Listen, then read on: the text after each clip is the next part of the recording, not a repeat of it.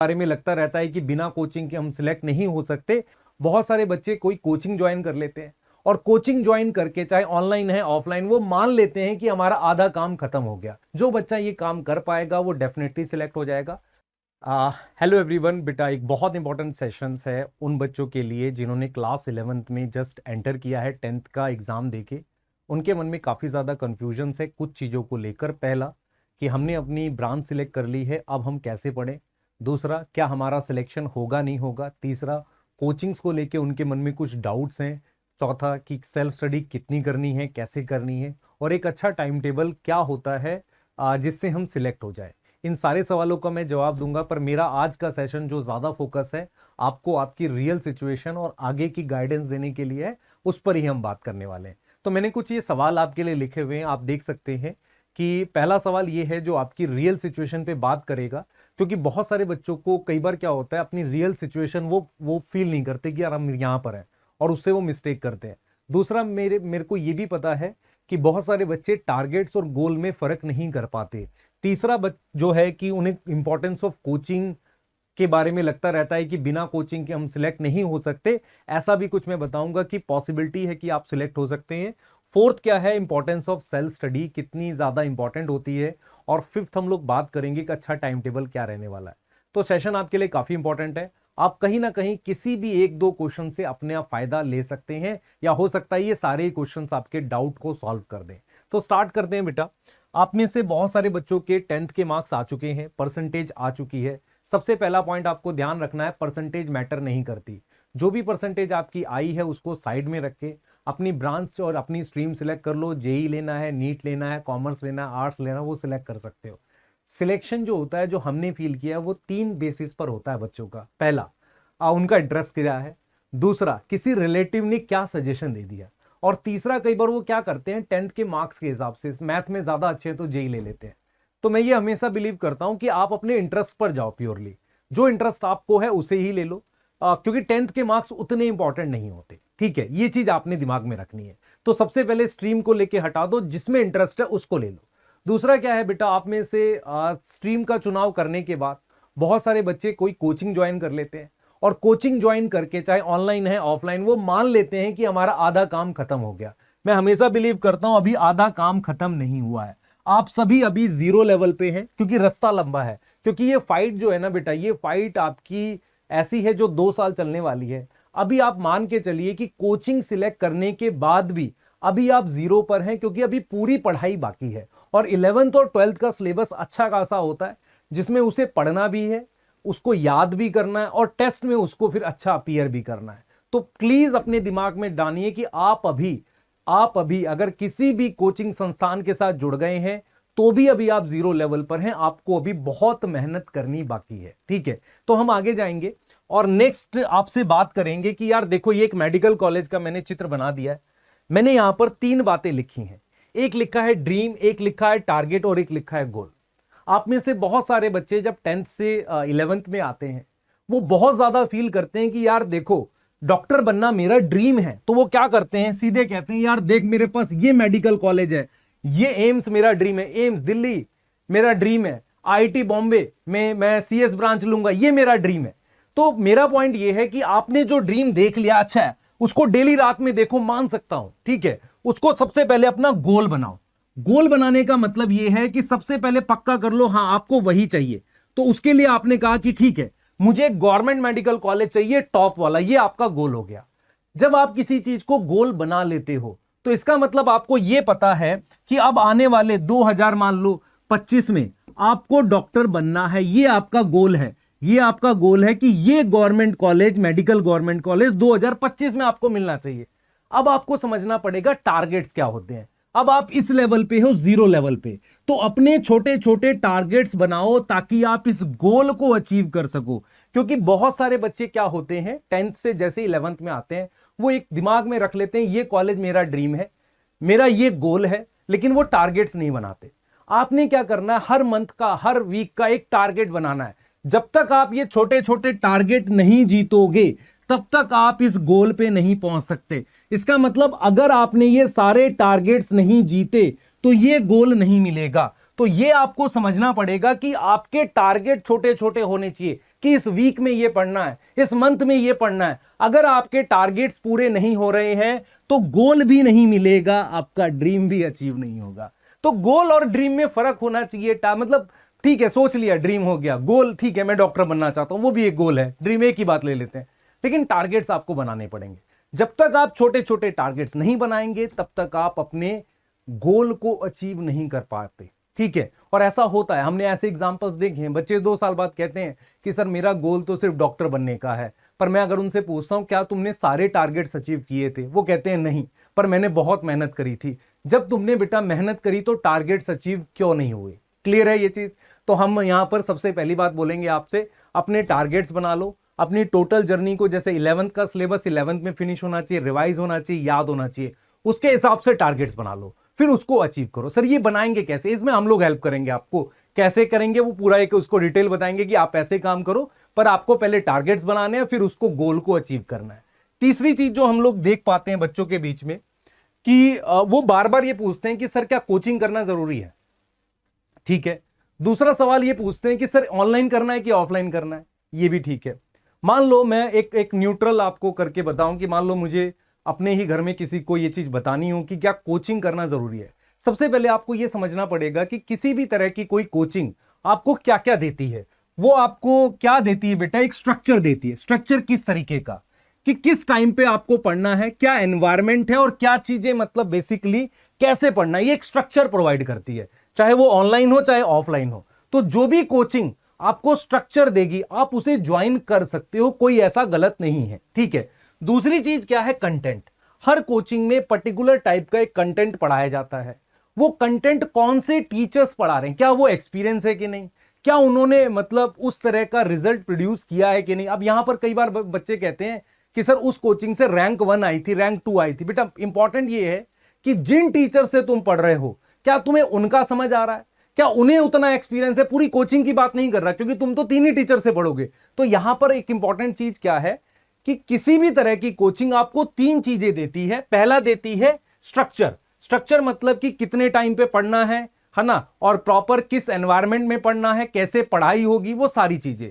दूसरा वो आपको एक कंटेंट देती है। कंटेंट मतलब एक चैप्टर में कितने टॉपिक पढ़ने हैं, क्या टॉपिक कितने डिटेल में पढ़ना है, क्या क्वेश्चंस करने हैं। और तीसरी होती है गाइडेंस। गाइडेंस का मतलब कि भाई इस चैप्टर से इतने क्वेश्चंस आएंगे, दूसरा इस चैप्टर को इतने डीप पढ़ना है, ये सारी गाइडेंस। और सिलेबस अब खत्म हो जाना चाहिए, आपको इसे ऐसे रिवाइज करना है, टेस्ट होने चाहिए, ये सब गाइडेंस होती है।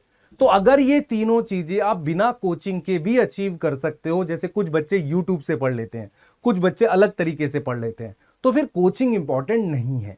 और अगर आपको इन तीनों चीजों की जरूरत पड़ती है और घर में कोई और गाइड करने के लिए नहीं है तो ये चीजें जरूरत पड़ती हैं, इसमें कोई गलत नहीं है। अब यहां पर क्या होगा बेटा, यहां पर क्या होगा, ऑफलाइन और ऑनलाइन दोनों से ही आप जा सकते हो, ऐसा कुछ नहीं है। बहुत सारी ऑनलाइन कोचिंग्स जो हैं उनमें भी प्रॉपर स्ट्रक्चर होता है, फिक्स टाइम पे क्लासेस चलती हैं और उसके अलावा उनका कंटेंट भी अच्छा होता है, ऐसा हम जानते हैं। ऐसा हम भी मतलब खुद से इस तरह का सिस्टम जो है, स्ट्रक्चर जो है हम रन करते हैं। दूसरा चीज है कंटेंट। कंटेंट ऐसा होना चाहिए जो आपके एग्जाम में आता हो। 11th वालों की सबसे बड़ी प्रॉब्लम होती है, उन्हें टीचर तो अच्छा लग रहा होता है, टीचर का समझ भी आ रहा होता है, पर उन्हें यह नहीं पता चलता कि इनका पढ़ाया हुआ क्वेश्चन आएगा कि नहीं आएगा। तो इसको चेक करने का बेस्ट तरीका है प्रीवियस ईयर के क्वेश्चन करके देखो। अगर आपसे वो सारे क्वेश्चंस बन रहे हैं इसका मतलब टीचर आपको ठीक पढ़ा रहे हैं, तो आपको ये कंटेंट वाला कॉन्फिडेंस तो वहां से आएगा। दूसरी चीज क्या होती है, गाइडेंस। गाइडेंस मतलब कि कितना पढ़ना है, क्या पढ़ना है, ये ओवर द टाइम पता चलता है। तो इसका मतलब किसी भी तरह की ऑनलाइन और ऑफलाइन कोचिंग से आपको ये 3 चीजें मिल सकती हैं। आप अगर आप कैपेबल हैं कि आपको लगता है कि नहीं मैं ऑफलाइन जाके पढ़ सकते हैं। अगर आपको लगता है कि नहीं स्ट्रक्चर मुझे ऑनलाइन में भी मिल रहा है और मैं ऑनलाइन के थ्रू भी वो सारी चीजें पा रहा हूं, जैसे स्ट्रक्चर, गाइडेंस, कंटेंट, तो आप ऑनलाइन में भी पढ़ सकते हैं। लेकिन आपको ये 3 चीजें लेनी है और इसको फॉलो करना है। बिना लिए बिना फॉलो करे आप सिलेक्ट नहीं होंगे, चाहे आप ऑनलाइन में पढ़ो चाहे ऑफलाइन में पढ़ो। इसका मतलब कोचिंग लेना जरूरी है नहीं, ये स्ट्रक्चर आपको कहीं भी मिले, वैसे मिल जाए यूट्यूब से, वहां से ले लो। क्या बिना कोचिंग के सिलेक्शन हो सकता है? यस, बिल्कुल हो सकता है। पर क्या कोचिंग से कोई वैल्यू ऐड होती है? होती है, तभी बच्चे करते भी हैं। ये एकदम एक ऐसा आंसर है जो मैं बहुत ईमानदारी से दे रहा हूं, ठीक है। अब यहां पर बेटा कुछ चीजें हैं जिसपे मैं डिस्कस करूंगा। जैसे इंपॉर्टेंस क्या है सेल्फ स्टडी की। अब आप में से काफी सारे बच्चे जो हैं स्कूल भी जा रहे होते हैं। अच्छा, स्कूल जाने वाले बच्चों के साथ सबसे बड़ी प्रॉब्लम होती है कि दिन कैसे खत्म हो जाता है उन्हें पता नहीं चलता। वो कोचिंग भी जा रहे हैं, स्कूल में भी पढ़ रहे हैं, पर मैं रियल बताऊं, जब रात में वो लेटते हैं, दिमाग में सोचते हैं, तो उन्होंने जीरो ऐड किया है पूरे दिन में, उन्हें कुछ भी नहीं आया पूरे पूरे दिन तक। तो मैं इसलिए बोलता हूं कि सेल्फ स्टडी इसलिए इंपॉर्टेंट है क्योंकि 11th वाले बच्चे के पास टाइम बहुत कम होता है। मैं आपको एक आइडिया दे देता हूं। स्कूल में बेटा उसको 6 से 7 घंटे लग जाते हैं, कोचिंग में 4 घंटे के आसपास क्लास हो जाती है, अदर मिसलेनियस में 3 घंटे खराब हो जाते हैं, वो 6 से 7 घंटे सो लेता है। आप ऐसा नहीं कि टोटल करने लगो इसे, लगभग 2 से 3 घंटे का ही सेल्फ स्टडी का टाइम मिलता है। अब यहां पर ऐसे बच्चे के लिए बहुत इंपॉर्टेंट है कि वो एफिशिएंट स्टडी करे, मतलब जब भी 2-3 घंटे पढ़े, ऐसा नहीं है कि गाने सुनते हुए पढ़ रहा है, वो गलत है। दूसरा, पूरे 3 घंटे में सिर्फ 10 क्वेश्चन सॉल्व किए, वो भी गलत है। तो आपको अपनी स्टडी एफिशिएंट बनानी पड़ेगी, पूरा फोकस करके पढ़ना पड़ेगा। इसमें एक इंपॉर्टेंस ये हो सकती है, सुबह जल्दी उठ के पढ़ लो या रात में जब भी पढ़ो, आप वेस्ट मत करो टाइम, क्योंकि आपके पास है नहीं। दूसरा क्या, हॉलीडेज, सैटरडे संडे यूज करो। ऐसे बच्चों के लिए क्या होता है बेटा, सैटरडे संडे बहुत इंपॉर्टेंट होते हैं, उसमें वो ज्यादा सेल्फ स्टडी करें। तीसरा होता है कि स्कूल के काम को स्कूल में ही फिनिश करो, घर मत लाओ। ये 3 चीजें हैं जो इन बच्चों को सिलेक्ट कराएंगी, क्योंकि इनके पास हमेशा टाइम का क्रंच रहेगा। यहां पर छुट्टियां ऐश करने के लिए, मजे करने के लिए बिल्कुल नहीं है इन बच्चों के लिए, क्योंकि उन छुट्टियों में उन्हें वो सेल्फ स्टडी करनी पड़ेगी और अपने वीकली टारगेट्स पूरे करने पड़ेंगे। अगर मैं आपको आइडिया दे दूं कि वो सैटरडे संडे में अगर 8-8 घंटे भी पढ़ लें, तो 8 और 8 कितना हो गया, 16। बाकी अगर 2-2 घंटे भी पढ़ते हैं, तो अगर मैं 10 और 16 ऐड कर दूं, तो भी 26 घंटे की वो सेल्फ स्टडी कर रहे हैं वीक में, है ना, सेल्फ स्टडी कर रहे हैं। तो ये एक अच्छा टाइम है, 26 घंटे सेल्फ स्टडी, ठीक है। ऐसे ही अगर ये देखें, ये वाले बच्चे कोचिंग में ये 4 से 6 घंटे बिताते हैं, अदर्स में ये 3 की जगह 6 लगा देते हैं, स्लीप 6 से 7 घंटे। इन बच्चों के साथ एक प्रॉब्लम होती है, वेस्ट बहुत करते हैं टाइम, ये वेस्ट करते हैं टाइम को। तो इनको क्या करना होता है, इनको सेल्फ स्टडी के लिए सिर्फ 5 से 8 घंटे बन पाते हैं। मैं ऐसे बच्चों को कहूंगा कि आपको टाइम वेस्टेज कम करके सेल्फ स्टडी का टाइम बढ़ाओ, क्योंकि अगर आपके पास नॉन अटेंडिंग का आपके पास बेनिफिट है, तो आपको ऐसा नहीं कि सुबह 12 बजे सो के उठो। आपको क्या करना है, कोचिंग के साथ साथ अपना खुद का 10 से 12 घंटे का सेल्फ स्टडी का टाइम निकालना है, नहीं तो सिलेक्शन नहीं होगा। क्लियर है यहां पर? तो मैं फिर बोल रहा हूं आपको, क्या सेल्फ स्टडी इंपॉर्टेंट है? यस। बिना इस टाइम के सिलेक्शन नहीं होगा। अगर आपने सेल्फ स्टडी नहीं की, आप सिलेक्ट नहीं होगे, क्योंकि कोचिंग में पढ़ाया हुआ आप अगले दिन भूल जाते हो, क्योंकि सिलेबस बहुत सारा है। दूसरी चीज क्या है, जो नॉन अटेंडिंग भी है वो काफी टाइम वेस्ट करते हैं, उनके लिए भी बोल रहा हूं मैं। अगर आप सेल्फ स्टडी 8 से 10, 11, 12 घंटे नहीं करेंगे, आपके भी सिलेक्शन होने के चांसेस बहुत कम है। तो यहां पर एक बात समझ में आती है, किसी भी तरह की कोचिंग ऑनलाइन या ऑफलाइन सिलेक्शन नहीं कराएगी जब तक आप उनके पढ़ाए हुए सब्जेक्ट को डेली का डेली स्टडी करें। अब यहां पर एक सवाल ही उठता है, सर रीड कर लें क्या? नहीं, तुझे याद होना चाहिए। याद कैसे होगा? मान ली तूने रीड भी कर लिया, आईज क्लोज कर और देख तुझे रिटेन है कि नहीं। सर आंख बंद करते ही सो जाते हैं, ऐसा नहीं होता, तुझे रिटेन करना पड़ेगा उसे। दूसरा, और कैसे चेक कर सकता है? टेस्ट वगैरह देके। अगर तू टेस्ट दे पा रहा है और उसमें तेरे पूरे स्कोर आ रहे हैं, तो तुझे टॉपिक आ गया। क्लियर है? तो यहां पर आपको ये समझना पड़ेगा। उसके बाद हम बात कर लेते हैं why we need time table. Sir आपने कहा था कि टाइम टेबल की इंपॉर्टेंस बताएंगे या टाइम टेबल क्या होता है वो बताएंगे, पर मैं हमेशा बिलीव करता हूं टाइम टेबल स्टूडेंट को खुद बनाना चाहिए, क्योंकि मैं जो बना के दूंगा तुम उसे फॉलो कर पाओगे। रीजन क्या है, हर कोई अलग फैमिली से बिलोंग करता है, हर किसी की एक अलग हैबिट होती है। तो टाइम टेबल का बेस्ट मेथड क्या है? सबसे पहले सुनो, सिलेबस जो है, हमें एक अच्छे टाइम टेबल की जरूरत क्या है, क्योंकि 11th का सिलेबस 10th के सिलेबस का लगभग 4 से 5 गुना हो सकता है और ज्यादा हो, और बहुत कम टाइम बचता है सेल्फ स्टडी का। अगर बहुत कम टाइम बचता है, तो मुझे टाइम टेबल ऐसा चाहिए जो मेरी सेल्फ स्टडी का टाइम बचा सके। तो आपने क्या करना है, सभी बच्चों ने जो स्कूल जाते हैं, कम से कम 3 से 4 घंटे की सेल्फ स्टडी का एक टाइम टेबल खुद प्लान करो, उसको बनाओ, और बनाने के बाद मुझे कमेंट में बताओ, सर हमने ये टाइम टेबल बनाया, क्या ये सही है? ठीक है, मैं फिर एक टाइम टेबल पे अलग से आपको गाइडेंस दूंगा, पर मैं आपको फिर बता रहा हूं why we need time table in 11th class. Reason क्या है, सेल्फ स्टडी के बिना सिलेक्शन नहीं होगा। अगर आप सेल्फ स्टडी के हिसाब से टाइम टेबल बनाते हैं कि मॉर्निंग में स्कूल गया तो सुबह स्कूल जाने से पहले 1 घंटा या 2 घंटा सेल्फ स्टडी कर लो, फिर स्कूल जाके फिर कोचिंग गए, कोचिंग से आकर 1 घंटा सेल्फ स्टडी कर लो या 2 घंटा। अगर आप इतना कर पा रहे हैं, तो आपको पूरे वीक में 5 दिन ऐसा करना है। फिर सैटरडे संडे आपको जो एक्स्ट्रा टाइम बचता है वहां मैनेज करना है चीजों को। तो आपको ये समझना पड़ेगा कि जैसे कोचिंग में 4 घंटे पढ़ा है उसको रिवाइज कर लो 1 घंटे में, ऐसा 5 दिन तक करो। सैटरडे संडे में पूरा याद कर लो। ऐसा आपको कब तक करना है? पूरी 11th और पूरी 12th करना है। जो बच्चा ये काम कर पाएगा वो डेफिनेटली सिलेक्ट हो जाएगा। मैं आपको फिर बोल रहा हूं कि कोचिंग या किसी तरह के संस्थान आपको वो गाइडेंस देते हैं जिसकी आपको जरूरत होती है। अगर आप वो खुद से मैनेज कर पाते हैं तो जरूरत नहीं है। यहां पर 3 इंपॉर्टेंट बातें आपको मेरे को जो समझानी थी। पहला, अपनी रियल सिचुएशन पहचानो। अभी आपने कुछ किया नहीं है, अभी आपको बहुत कुछ करना है।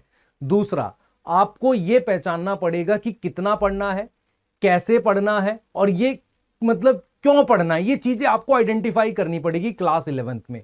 उसके बाद आपको यह देखना पड़ेगा कि भाई हमारे पास कितना टाइम सेल्फ स्टडी का बनता है, क्योंकि टाइम टेबल का मतलब ही सेल्फ स्टडी है। अगर आप सेल्फ स्टडी नहीं कर पा रहे हो तो किसी भी तरह का टाइम टेबल आपको सिलेक्ट नहीं करा सकता। तो ये चीज आपको दिमाग में रखनी है। इसीलिए मैं चाहूंगा कि आप एक सेल्फ एनालिसिस चार्ट बनाएं सभी बच्चे, जो 15 दिन के बाद देखें कि आपने उसमें क्या किया। फॉर एग्जाम्पल, आपने 15 दिन में कितने चैप्टर कंप्लीट किए, फिजिक्स के, केमिस्ट्री के, बायो के या मैथ्स के। दूसरा, कितने नंबर ऑफ क्वेश्चन प्रैक्टिस किए 1 महीने में या 15 दिन ले लो। तीसरा, क्या आप जिस चैप्टर को पूरा कर लेते हो उसका टेस्ट तुरंत दे सकते हो। और साथ में स्कूल की परफॉर्मेंस। एक सेल्फ एनालिसिस चार्ट बनाइए। इस चार्ट में ये बातें लिख लीजिए कॉलम वाइज और इसको एनालाइज करिए हर 15 दिन में। पहले 2 महीने 15 दिन तक ये चीजें देखिए कि भाई आपके कितने चैप्टर हुए इस 15 दिन में, क्या आप उसके क्वेश्चन सारे सॉल्व कर पा रहे हो, क्या आप उसके आपने कितने क्वेश्चन सॉल्व किए हैं। अगर ये चार्ट आप बनाएंगे। दूसरा, आप स्कूल में देखो आपकी परफॉर्मेंस क्या है, क्या आप स्कूल के टेस्ट में अच्छा कर रहे हो। अगर आप एक ऐसा चार्ट बनाएंगे तो आपको फायदा होगा। पहले इसको 2 महीने तक 15-15 दिन में देखते रहिए। इस तरह के चार्ट से फायदा ये होता है कि मैं आपको रियल चीज बता रहा हूं, 11th क्लास के बच्चों के साथ ऐसा होता है कि वो 2 से 3 महीने पूरे निकल जाते हैं, उन्होंने कुछ सीखा नहीं होता है। वो सिर्फ स्कूल जा रहे होते हैं, सिर्फ कोचिंग जा रहे होते हैं। इस तरह का चार्ट आपको अलार्म करेगा कि नहीं, आप सेल्फ स्टडी नहीं कर रहे हो। ठीक है, तो मेरा ये छोटा सा सेशन सिर्फ इसलिए था कि मैं आपको रियल सिचुएशन पहचान बता सकूं, ताकि आप उसके हिसाब से एफर्ट बना सके। क्योंकि जब सब खराब हो जाएगा तब हम समझाएंगे, उससे पहले हम पहले बता दें कि ये हो सकता है। ठीक है बेटा, एक इंपॉर्टेंट सेशन फिर से रखेंगे जिसमें हम टाइम टेबल की बात कर सकते हैं, इस सेल्फ एनालिसिस चार्ट पे डिटेल डिस्कशन कर सकते हैं और ये भी बता सकते हैं सब्जेक्ट वाइज कि कितना पढ़ें, कैसे पढ़ें और क्या चीजें ध्यान रखनी, इस पर भी डिस्कशन कर सकते हैं। तो मिलते हैं बेटा जल्दी एक नए सेशन में। बाय।